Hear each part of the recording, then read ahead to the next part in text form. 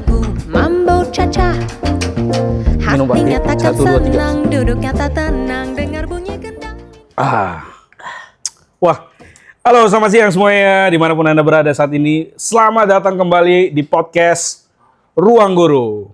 Ya, hari ini kita kedatangan satu tamu spesial, ada Bapak Hari? Iya, atau nama lengkapnya Bapak Sidik Hari Purnama. Ya.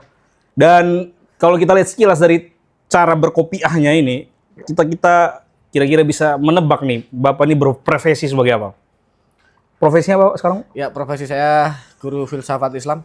Ya, filsafat Islam, makanya pakai kopiah ya, Ya, seperti itu. Padahal pakaian belum tentu menentukan isi dalamnya seperti apa. Pakaian tidak menentukan isi hati dan pikiran. Seperti itu, luar biasa ya.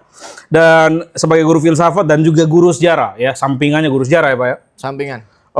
Bapak ini sering sekali membahas tentang masalah-masalah sejarah Indonesia. Dan hari ini kita merekam podcast ini bertepatan dengan H-1 tanggal 21 April 2026. Yang kira-kira kita akan merayakan hari apa? Hari Kartini. Betul sekali. Kita tepuk tangan untuk pemirsa yang ada di rumah. Iya, luar biasa. Kita minum lagi, Pak. Minum lagi.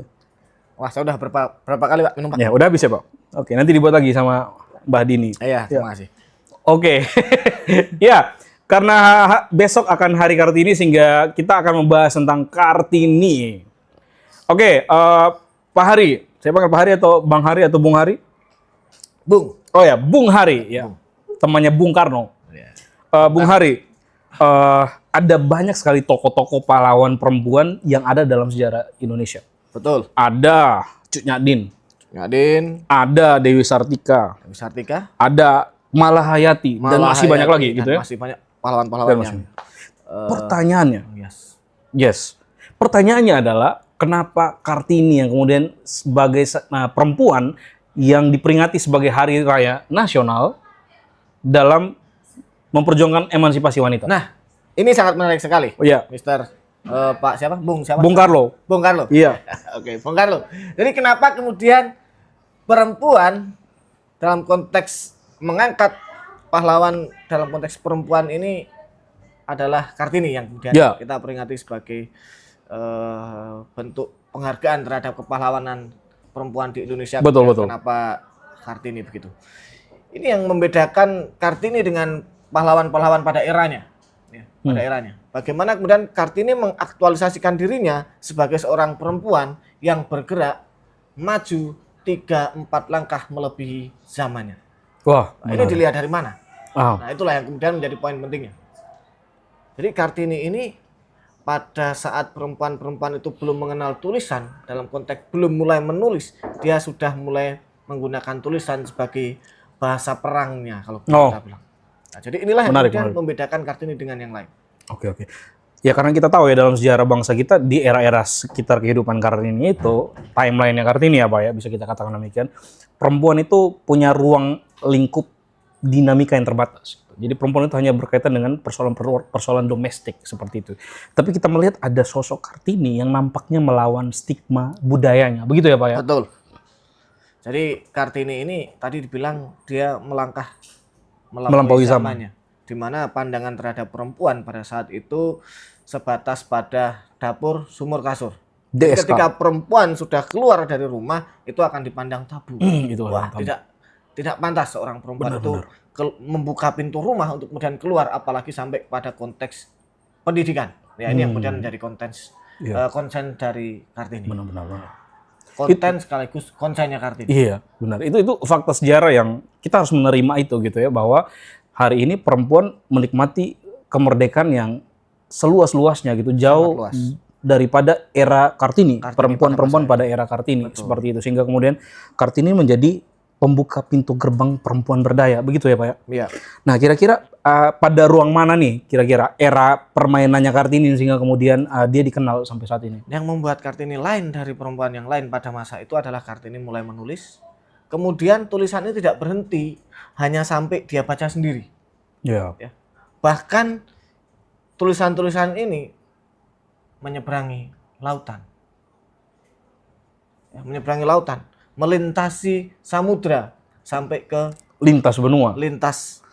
Inilah yang kemudian membedakan pada saat itu Mungkin kalau hari ini kita mengenal influencer perempuan, ya, orang-orang yang bergerak di media sosial kemudian memberikan dampak positif bagi sebuah perubahan pandangan hidup, Kartini sudah melakukannya pada masa itu. Jadi kita bisa bayangkan ya pada waktu itu Kartini dengan sejauh mata memandangnya dengan konteks perempuan pada eranya itu, dia menemukan ternyata ada sebuah kebebasan yang luar biasa yang terjadi pada rekan-rekan perempuannya di luar negeri. Bisa kita katakan sahabat penanya ya Pak ya? Iya. Sahabat penanya. Di ruang yang terbatas, di bilik kamar yang ukuran barangkali 3x3, tapi dia memiliki pandangan yang sangat luas. Karena itu tadi, dia mulai mendapatkan pengaruh pemikiran, pandangan perempuan itu bagaimana. Jadi bisa kita katakan Kartini adalah seorang pejuang yang area atau medan perangnya adalah di pikiran. Di pikiran dan kemudian disalurkan dalam tulisan. Nah, Oke. itulah yang kemudian membedakan Kartini dengan pahlawan-pahlawan yang lain. Nah, tentu apa yang dipikirkan oleh Kartini itu kan tidak serta-merta diketahui oleh orang lain ya Pak ya. Bagaimana kemudian spiritnya Kartini itu bisa tersebar dan sampai hari ini kita kemudian tahu perannya Kartini itu seperti apa. Padahal pada waktu itu medan perangnya adalah medan perang pikiran. Kira-kira bagaimana itu Pak? Nah, bagaimana kemudian Kartini mengeluarkan isi pikirannya adalah tadi. Dia menulis surat, kemudian disampaikan kepada koleganya yang ada di luar negeri. Iya. Sahabat penanya. Sahabat pena. Iya. Yang tentu dialognya pasti sangat panjang ya Pak ya. Karena Sangat kalau sekarang kan panjang kita sekali. kalau mau berkirim pesan tinggal kirim beberapa detik sampai. Betul. Kalau dulu itu pasti harus nunggu waktu yang sangat panjang. waktu Ya, sangat panjang. nunggu waktu yang sangat Kesabaran. Luar biasa. hari demi hari, bulan demi bulan. Ya. Oke. Nah, terus kemudian kita melihat dalam riwayat hidup dari Raden Ajeng Kartini ini, Kartini hidup dalam usia yang sangat singkat. Bisa kita katakan seperti itu ya Pak ya. Karena Kartini kemudian meninggal pada usia 25 tahun. Seperti itu. Nah, bagaimana kemudian dengan rentang usia hidup yang tidak sepanjang tokoh-tokoh perempuan lain barangkali bisa kita katakan demikian, Kartini itu membawa spirit yang besar begitu. Bagaimana tulisan-tulisannya kemudian itu bisa tersebar dan memberikan spirit kepada lebih banyak orang, bukan hanya teman penanya saja. Ini yang kemudian membedakan Kartini dengan perempuan yang lain. Bukan berapa lama dia hidup, tapi bagaimana dia hidup. Dalam waktu yang tidak begitu lama. Menarik. Tidak begitu lama. Kartini mulai menuliskan isi pikirannya tentang bagaimana dia memandang perempuan di tempat dia tinggal yang sangat terbatas ruang hidupnya, sangat terbatas cara berpikirnya, sangat terbatas pola hidupnya, yang kemudian dia ceritakan kepada koleganya, teman menulisnya tadi, yang ternyata di sana hal itu sudah sedikit terbuka. Nah, ini yang kemudian membuat Kartini semakin tertantang, semakin tertarik, kemudian dia menceritakan kejadian demi kejadian bagaimana pandangan terhadap perempuan di negaranya, terhadap bangsanya dengan temannya yang ada di luar negeri ini. Iya. Jadi bahkan kita bisa lihat bahwa Kartini waktu itu begitu mengagung-agungkan bagaimana kebudayaan di luar gitu, bagaimana perempuan diperlakukan di luar. Betul. Gitu. Iya. Oke. Terus kemudian berikutnya Pak, Kartini itu kita kenal sampai hari ini karena melalui karya-karya buah pemikiran yang berupa tulisan gitu ya. Nah, setelah Kartini meninggal, bagaimana nasib-nasib tulisannya itu kemudian terpublikasikan, tersampaikan kepada banyak orang gitu. Karena mungkin kita tahu juga pada waktu itu kan tujuan menulis itu hanya sekadar untuk berbagi buah pemikiran ya Pak ya. Betul. Tidak kemudian muncul sebuah visi besar untuk kemudian meneruskan pemikirannya secara nasional gitu. Nah, apa yang kemudian membuat pemikiran Kartini itu menjadi nasional, menasional gitu? Itu seperti apa? Ternyata surat-surat yang tadi dikirim Kartini, ya, waktu demi waktu, hari demi hari, yang kemudian menjadi beberapa lembar surat itu, kemudian dijadikan sebuah buku. Dijadikan sebuah buku. Ya, dikumpulkan menjadikan sebuah buku, dan dari situlah kemudian alam pikiran Kartini ini mulai tersampaikan, menyebar dan diterima, ya, dengan judulnya Habis Gelap Terbitlah Terang. Ya, tentu ini adalah sebuah refleksi Kartini dari pikiran-pikiran yang terkungkung, yang terkurung dalam lorong yang gelap, yang kemudian terbuka.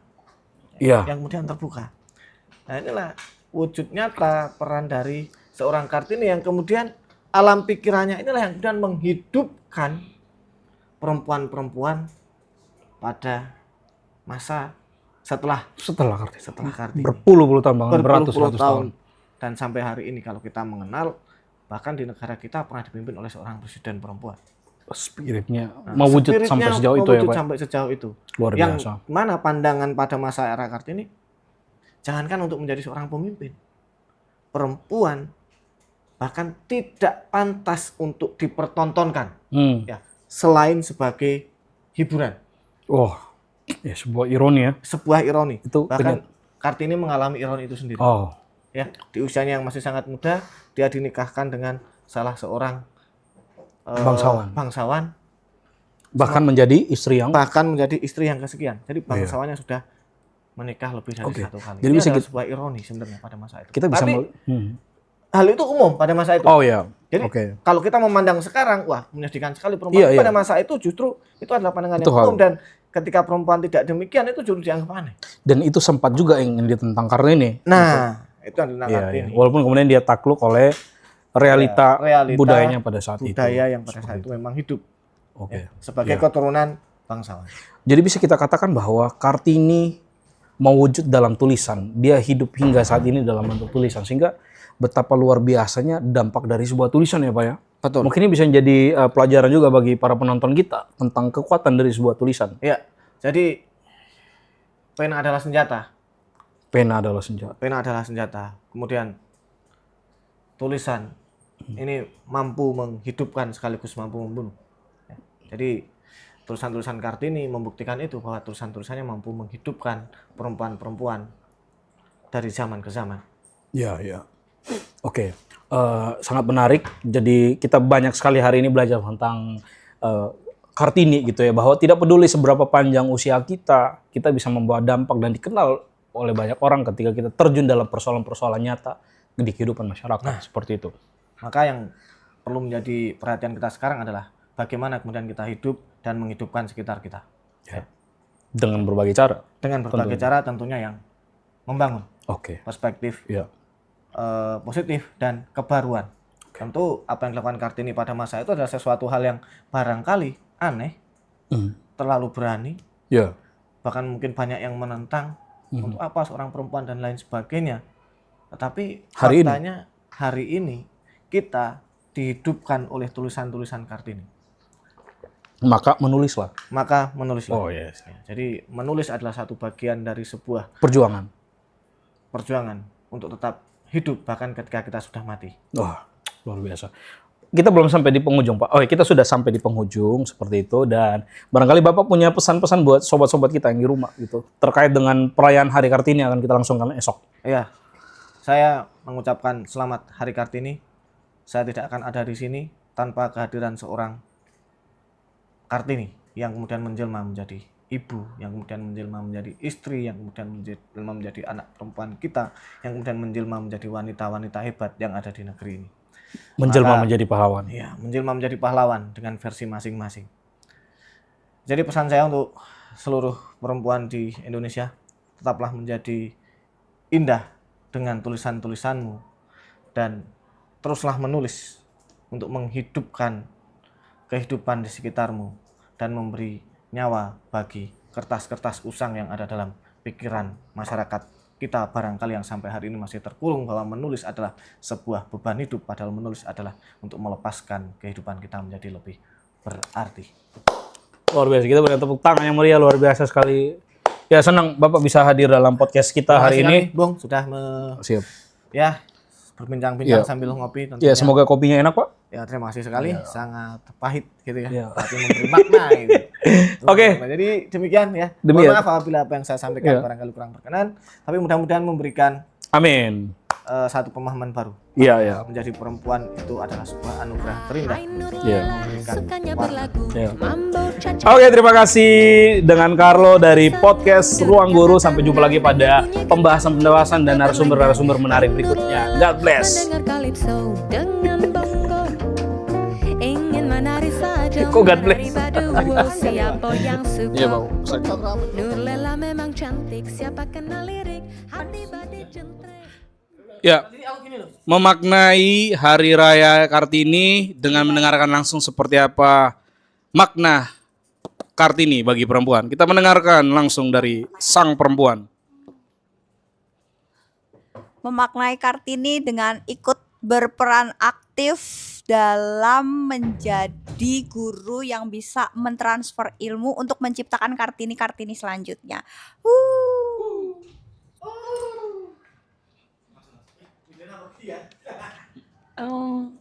Pegang Lause. Memaknai Kartini dengan cara apa? Kalau Lause seperti apa memaknai Hari Kartini? Memaknai Kartini dengan menumbuhkan kreativitas wanita. Ya. Selamat Hari Kartini buat para perempuan-perempuan. Dari kami yang ada di Ruang Guru.